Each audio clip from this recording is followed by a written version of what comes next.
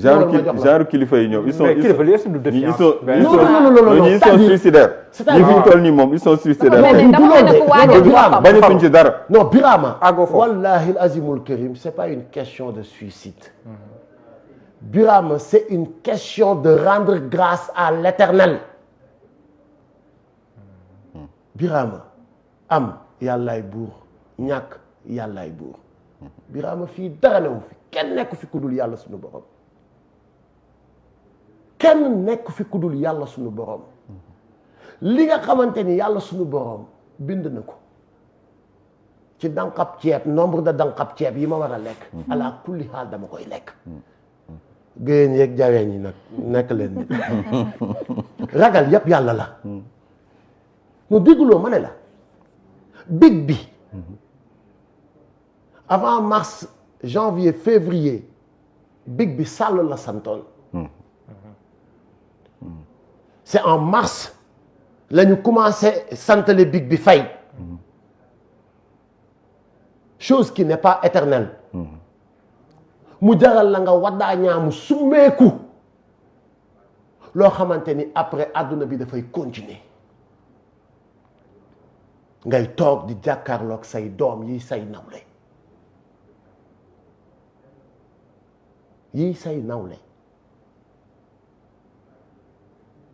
à qui je devrais avoir peur ou à quoi je devrais avoir peur lan laa am ba koy ñàkk lépp liy jóge ci man luy dal ci si man du ci sama ngóora du ci lenn lu dul yëfu yàlla suñu borom dafay jël sa wërsëg nag jaarale ko ci keneen boo naagoo danaan cell balaak kooku Youssou Ndour woy na ko parce que lépp loo gis il faut que ñu utal ko jaar-jaar explication fii la jaar kenn musuta tëdd fanaanoo woo dépense yeewu laal sa suufu njege naay fekk ko fa il faut que nga def action il faut que nga jug sangu génn julli jàpp toog sa buntu kër jàll romb la fa ngeen waxtaan benn wax bu sew mu yëkkati ne la waa mais maa la nuyoo lii waaye ci suba gi foog nga def action loolu la ñuy woowee yàlla après nga ne bu dul woon jàllo du ma lekk d'accord yàlla la jàllo yónni ci mbaaxam yàlla la jàllo yónni ci yàlla ci mbaaxam ne jàllo jaar fa jox kilifa waaw léegi big boobu dafa ëpp dafa c'est-à-dire poste yi nii dafa gën a fort boo yi dee maa ngi dund te waroon naa bokk ci ñuy dee moi j'ai frôlé à la mort lu dul manifestation chose que je n'ai jamais voulu parler lii ngay gis bali fetal la Ziguinchor la ma dalee attaque boobu xawoon ngeen ko fi jote dégg mais dama ko étouffé oui cicatrice maa ngi koy gis ba fii mu ngi nii maa ngi koy gis ba fii donc li ñu def ci projet bi en underground du moroomu li sax nit ñi gis ci kaw li ñu gisul moo ëpp li ñu téeméeri junne yoon donc ce que j'ai dépensé avec tous les autres Sénégalais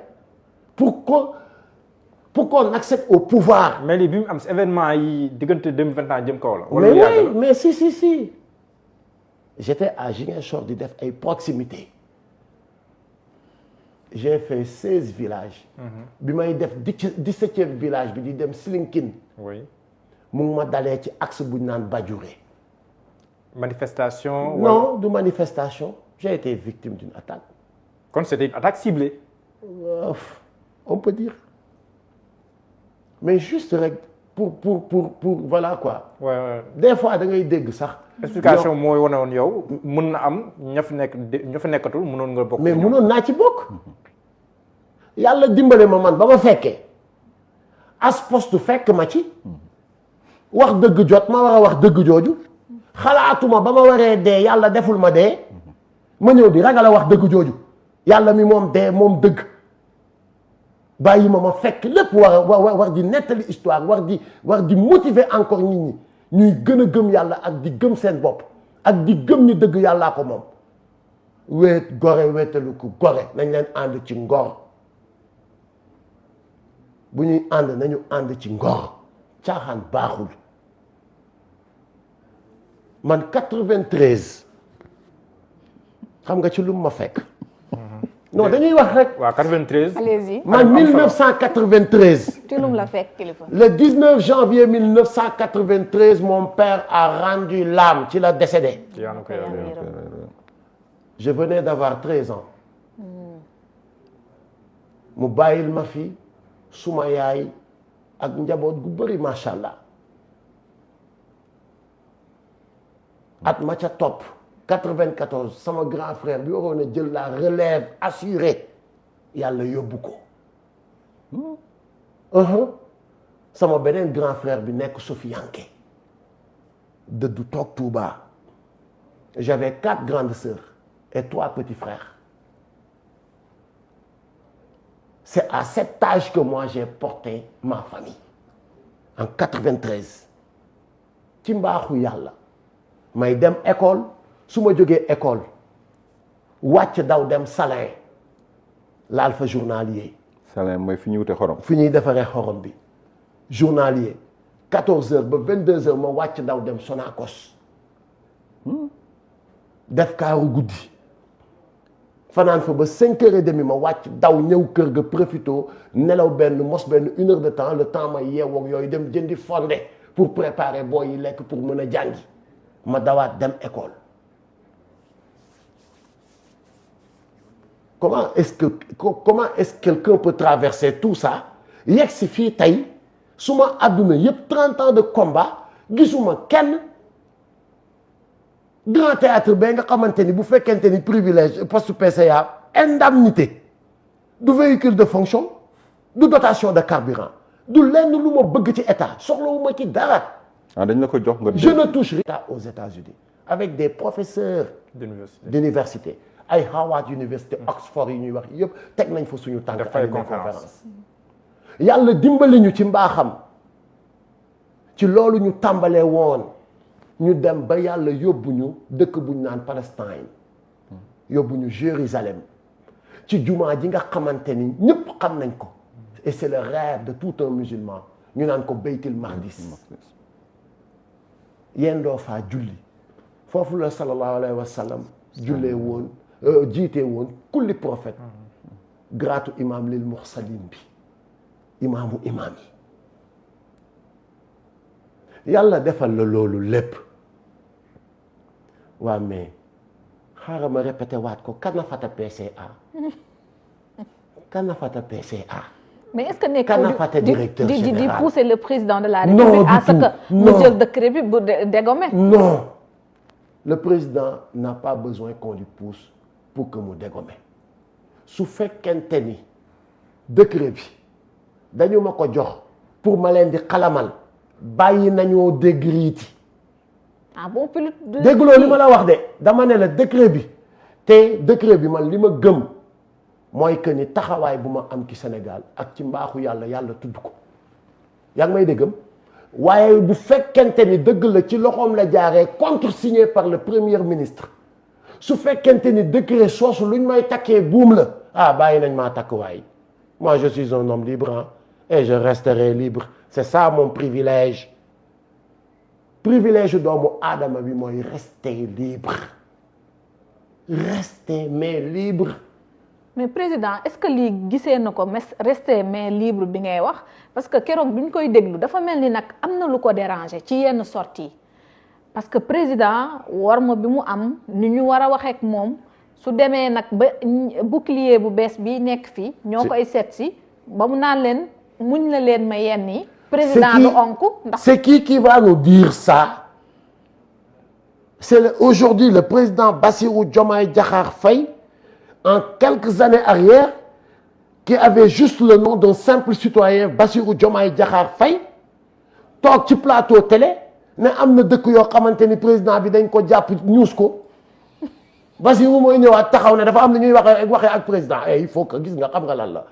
il a 46 ans j'ai 46 ans yaa ngi may déggam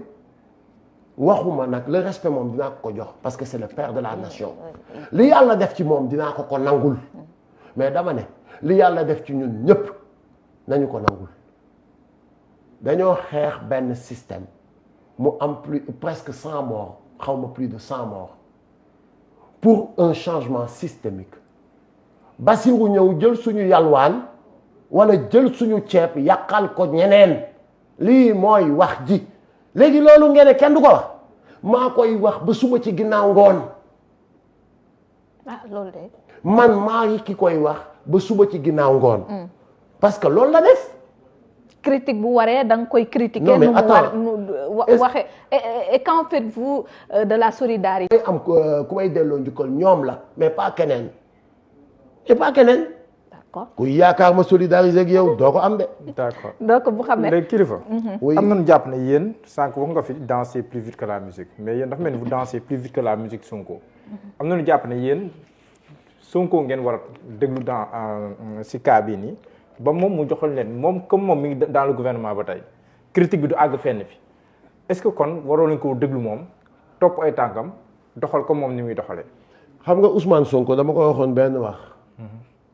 c'était au Petit Palais ma ne ko en tout cas buy des benn nit buy ànd ak yow tu peux compter sur moi parce que man je suis comme ça la ma ko waxoon mooy lim ma wan fii léegi mu ngi continuer di ma ko wan ce serait pas moi qui va divorcer en premier Ousmane Sonko bu fekkente ni mook Diomaye dañoo am ci lu ñu ne il sera trahi il a trahi su fekkee bu lii nekkee ne maanaam mbir bi dil la mbir bi dil la c'est de la trahison parce que moi je suis pas dans les calculs politiques je le dis ici je suis pas un politicien mooy nan la ñuy naxee askan bi et c'est pas ce que Ousmane Sonko nous avait dit et jusqu'à présent ci loolu laa ko gis muy dox bés bu xëyee mu nekk complot ça va être la première fois que Ousmane va trahir te il va le payer cash dama lay wax de man duma politicien man newuma ci calcul politique man xam nga ci ban calcul laa nekk comment la ñuy àndee ak askan wi pour soppi Sénégal man ci loolu laa ne parce que je ne déteste pas le président de la République je ne le déteste pas sérieusement defuma dara bañuma nit bi mais koo xamante ni sa nawle la su nekkee di génn gaam da nga ko naan jàmbaar yaa ngi génn gaam koo xamante ni li nga ko jox moomu ko on lui a confié le destin de tout un peuple su naree doxalee nen ni da nga ko naan sa waay dawalkatu oto bi on doit veiller sur lui il ne faut pas qu'on oublie que ni nag oto bi malgré il y a 18 millions de chauffeurs mais benn chauffeur rek ay toog ci baar bi et cela ne lui donne pas le droit ni le privilège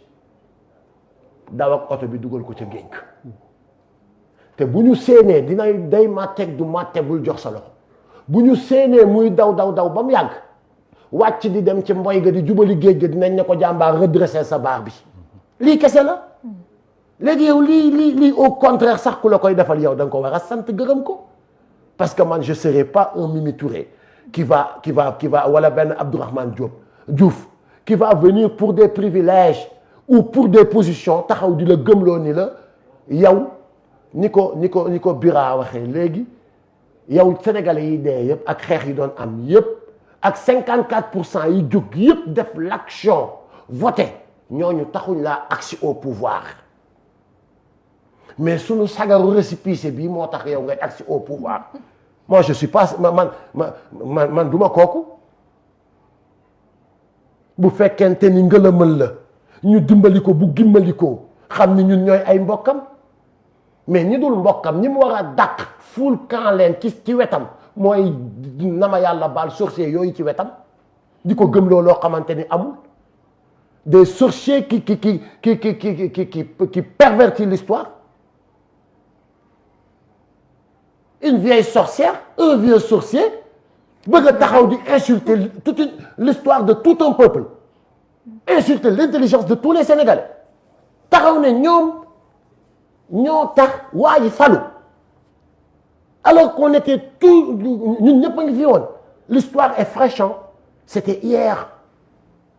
entre-temps les Sénégalais entre-temps ne sont pas amnésiques gaaw nañ nag ci fàtte mais bii day teel nit ñi nga bëgg mënoon na bàyyi ba beneen génération judduwaat bu dee gudd nañu fan ba booba ñu ne am na fi benn révolution bu fi amoon ñun ñoo taxoon waaye bii nii ah mais non mais sérieusement tàng bi. non mais tàng non c'est. xanaa boobu moo gën a créer sa déception de liñ ne ñoo fal Diomaye Faye récépissé bi boobu moom metti na la moom. mais dégg nga Bira mais xam nga Bira mu ngi soog a man Bira ma dégguloo maa ngi ko naan Bira pourtant li ngay nettali mooy dëgg mais mu ngi metti sama xol bi effectivement. sa Bira bu koy wax sax yow c'est-à-dire ci ngay soog a rendre compte ñii keroog saaga gi ñu taxaw di saaga di ñu saaga ci xel. xam nga non c'est sidérant Si. Pourquoi? Parce que ils sont parvenus à lui faire oublier les massacres, les morts, la géographie, l'histoire, l'anthropologie. Il a tout oublié. maanaam disque bi dañ ko effacé ba mu nekkaat disque vierge. mais pourtant ne que moom yor na photo martyr yi. non xam nga bi si bureau ça c'était avant mais xoolal tout dernièrement dem nañ ba ni ko même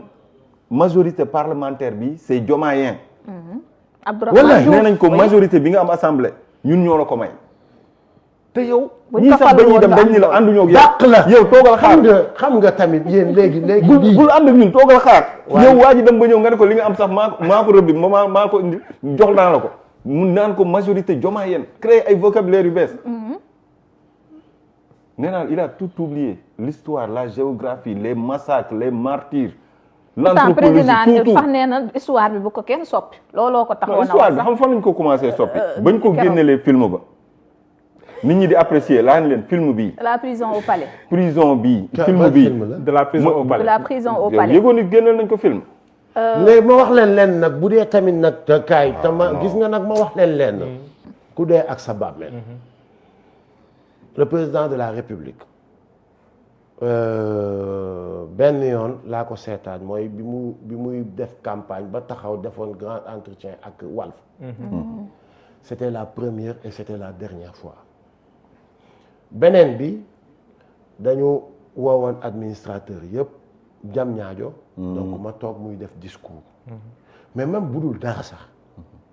man wax dëgg yàlla ak yonent bi xam nga man fi may gis nii. su fekkente ni nit bi taxuma jóg man maa amul jot awma jot adduna bi dafa gaaw te dañu nekk ci révolution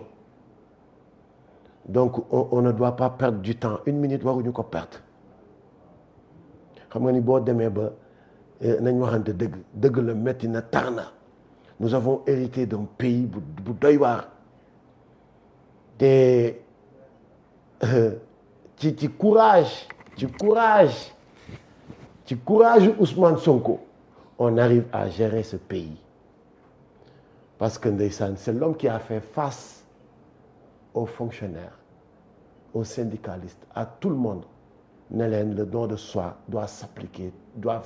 sur tout le monde. mais kon keroog bi nga déggee jam ñaajo ñuy kañ président naan ko c'est quelqu'un de très intelligent.